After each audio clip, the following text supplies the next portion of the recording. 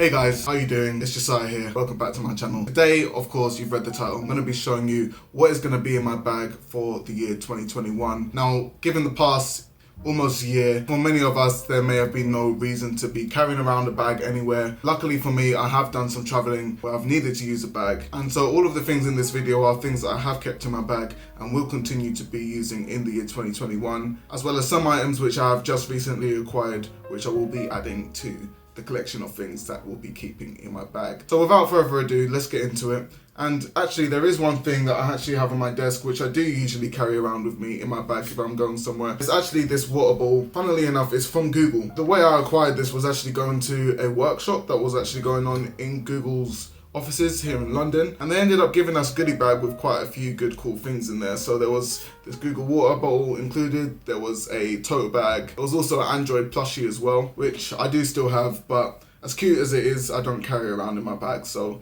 it's not relevant for this video. I do also have a Chili's bottle as well, which I also got for free. But I like the design of the Google water bottle more, and it also carries more water. Used to have a strap up here as well, but it did end up breaking off, but it's still nice to keep on my desk because it looks quite nice and it keeps me hydrated. So next item is actually my Nintendo Switch. So my girlfriend bought this for me for my 22nd birthday, and it's great. I do like gaming, so this is great to have just when you're on the go. When I recently went to Jamaica, this was great to have in the evenings because there was a curfew there and there wasn't much to do. I did end up actually buying 2 more games on there whilst I was out there, one being the 51 worldwide games and also Hades. Hades has been great to play, but it's also quite hard. So I haven't actually picked it up again whilst I've been in London, but yeah, great fun to have on the Nintendo Switch, just a few other games. Other main games that I play, of course, Animal Crossing. I used to bang it out when it first came out. Since I got my 5-star town, I haven't really played it that much, but it is still cool to go in and check on what my villagers are up to every now and then. And yeah, pretty cool game. Hoping for new games to come out so I can put more hours into the Switch, but yeah, great thing to have, especially when you're traveling. Great job, Nintendo. Now, next up, I have my GShock. This, I forgot what model number this is, I always forget, but it is a great GShock. I haven't got a smartwatch yet, and the reason why is because, of course, I still use Android as a daily driver for my main phone. OnePlus 7T Pro is what I'm currently using to record this video. And if I was going to get a smartwatch, I'd want it to be on par with the Apple Watch. And sadly, I don't think there is a watch that compares to the Apple Watch when it comes to really integrating your smartphone with your watch. I guess that's just one of the benefits that comes with the Apple ecosystem. OnePlus did release a OnePlus watch recently, which I guess is supposed to be on par with the Xiaomi Mi watch. That might be something to consider getting, but at the meantime, I do just use this Casio GShock. It's great because it never runs out of battery, and I'm able to always tell the time. As I said, when I was in Jamaica, I was able to switch between 2 time zones pretty easily just to know whether my family was awake or not and whether it would be cool to call them. And also, when we were younger, everyone had a GShock. I never had a GShock at that time, so it's pretty cool to just get a GShock now when no one else is wearing it, and kind of just loving it for the watch that it is. Now, next up is this Digi Gimbal, which my friend Shimu, and also a fellow member of the Yardstick podcast, actually bought me for my most recent birthday. He's also a photographer and videographer, so he highly regards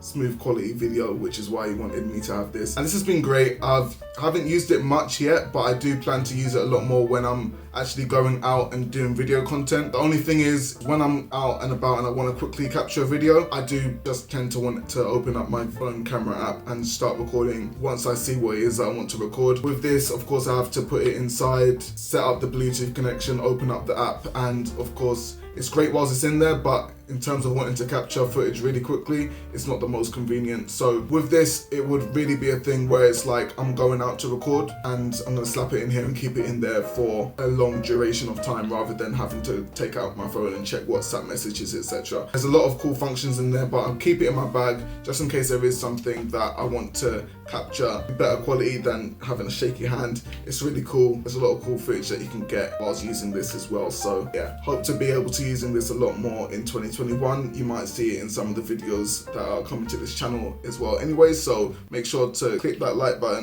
and subscribe for more content. I think it's time to just speed through some of the more boring things that I carry in my bag, so I'm just going to go through those really quickly. So I have a power bank, which is of course great to continue powering up all of the things that you saw before. So my phone, my Nintendo Switch, even the gimbal that I just showed you previously. This one is from Anker. It is 10,000 milliamps. So yeah, it does do a good job of charging fairly well. It's got 2 ports. Only thing is that it still takes a micro USB cable to charge it, which is one of the downfalls. I really want to get to a point where all of my devices just take USB-C. Maybe that's another reason why I haven't switched to iPhone yet, because they haven't sorted that out. So it does mean that I still have to carry around a micro USB cable pretty much just for this. My MX Master, which is right next to me now, also takes micro USB.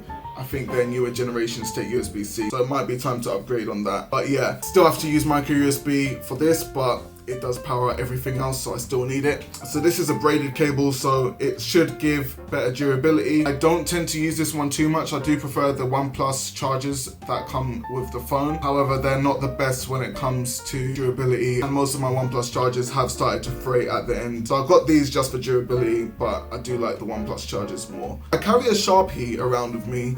I don't know why. It may have just been the advertising of the Sharpie back in the day, where they've just kind of ingrained it into my brain that it's good to carry around with you. I almost never use it, but it's just kind of cool to carry around. I just like having a Sharpie in my bag should I ever need to use it. Microfiber cloth. I don't know which device this one came with, but it's pretty nice. It's pretty big and it gets the job done. Keeps all my screens and equipment squeaky clean. Card holder. You may have seen this in my previous video on which cards I use to carry around. I already went in depth with this one, so not much to say about the card holder except that it carries my cards. And some keys, which there's nothing interesting about this. I used to have a Kingdom Hearts keyring on there, but somehow it fell off. RIP. I do have a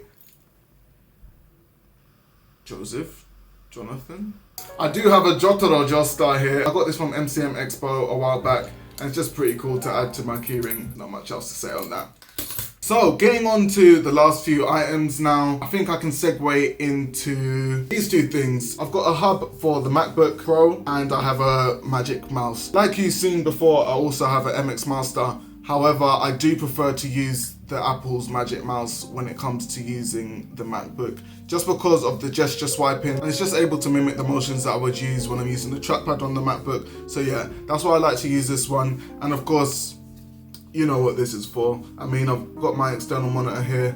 I plug the HDMI into that and then I get it on this screen. So yeah, when the MacBook is docked away, I can still use this mouse and carry on work as per usual. Which of course leads me into the laptop that I am carrying on a daily, which is this MacBook Pro. You can't really tell it's a MacBook Pro because it has this sticker on it. If you are a long time subscriber, you will have seen where I got this sticker from itself. But yeah, this is a 2016/2017 version of the MacBook Pro, I think. i5, I can't remember all the specs, but it is what it is. I only use this for work really, and if I'm out and about and I want to just kind of look at something on the go, then I'll also use this because it is a work laptop. They gave this to me as I started my new recent job. Pretty much what it is, it's a MacBook. It's great for carrying around and watching videos and doing work stuff, I guess. Of course, when I'm home, my main machine is the PC, which you can see in the back there. This is just great for portability reasons and work, essentially. So the last item that I have, let's see if I can get this name right. These are the Sony WH-XM4s and then 1000s or something like that. I got these recently, I think around Black Friday time-ish, and I was about to actually get the XM3s, which were around £100 less, but I opted to get this version instead. I got this color because they call it silver, but it's more of a creamish, and I really like this color. Decided to get this as a sort of a change. The last time I got headphones which were not black were the Audio Technicas back in the day, the red and black ones, which I thought was sick. I kind of miss those actually. The sound quality on these are amazing, and the reason I got the XM4s instead of the XM3s was kind of just for convenience. So with these ones you can connect to 2 devices at once, so I usually have them connected to my phone and I have them connected to my PC as well. So it's really great when it comes to switching between those 2 devices. It's really pretty seamless, I'm not gonna lie. I've had headphones in the past, I think my Sennheisers, they did have the ability to switch between 2 devices, but the transition between them was terrible. But these, I was really surprised, it was actually really good. I did pay quite a lot for them, around £300-ish, so I was expecting them to be good. But yeah, they've kept up to my expectations, so I'm glad that I've got these. I wear these pretty much throughout the day. Really enjoy these ones. So that's it, guys. Thank you for watching this video. If you enjoyed it, please make sure to give it a like and give me a thumbs up. What one of these items were your favorite ones? And have you got any of them yourself? If you have, let me know. We can discuss them in the comments below. And yeah, that's it. If you enjoyed this video, like I said, subscribe. I'm just gonna take one more sip out of this bowl to close this video, and I hope you have a great day, guys. Take care.